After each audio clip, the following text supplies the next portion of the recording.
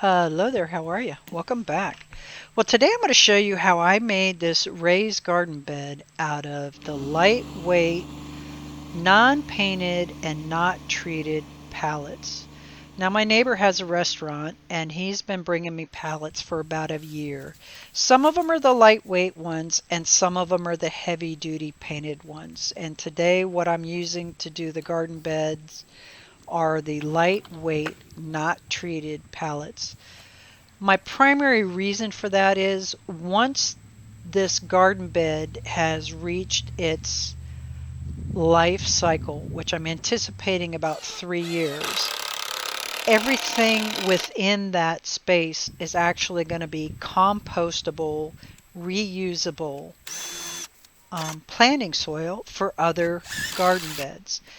I did not want to go with the expensive metal garden beds.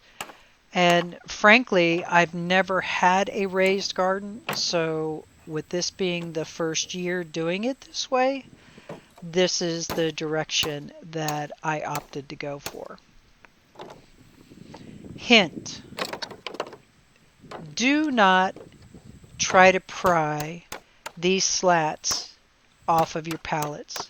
Use a Sawzall with a multi-purpose metal blade and cut through the nails. This is such labor-intense work trying to pry those slats off. Half of them don't come off in one solid piece, so now you're having to go try pry more off. Again, it's so labor-intensive, and I would say you only have about a 50% success rate of getting those slats off to where you can reuse them on these lower sides. So just use a Sawzall, cut through the nails. The wood will be perfect to fill in the gaps down around the bottom of the planter, and it'll be so less frustrating for you in the long run.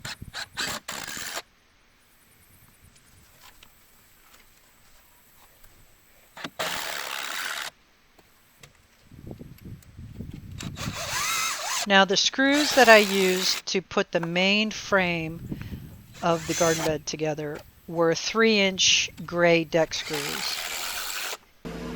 The slats were attached by 2-inch gray deck screws, and I had them from a prior job.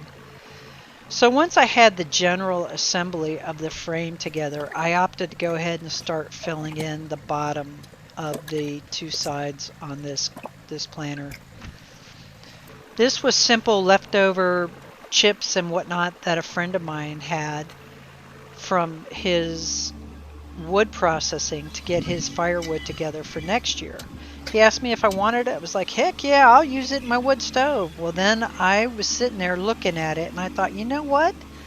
I'm going to use that in my raised garden bed. I mean, it's perfect. It's organic. Put it in, fill in that space. That way I have 2/3 of fill at the bottom and then put the soil on the top, and I'm good to go.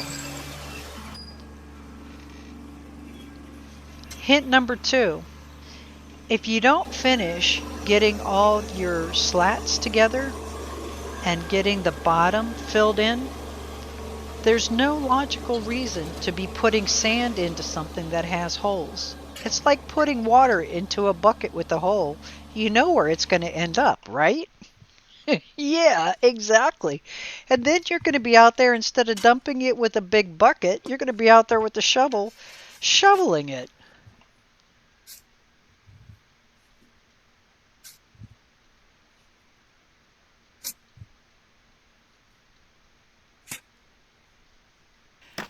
So finally, the light bulb came on, and I was like, this is stupid. I'm putting this dirt in for it to turn around and come back out. Let me finish getting these slats onto the bottom. Again, if I had just cut those nails with the Sawzall, it would have been way less labor intensive. The wood would have been more intact. I wouldn't be back out here hammering nails out because they would all be cut smooth. Goodness. Okay, so at least I'm finishing getting the sides done with the slats, right? I should have kept going and did both the ends. So the sides are on the east side and the west side, which I'm finishing the west side up here. But the north and the south side, I still hadn't put anything in there. And I was out of slats because, like I said, half of the slats broke when I was trying to pry them off of the frame of the pallet. So why in the world would I be throwing sand in a box that doesn't have all four sides done? Here's where we cue up the clown music.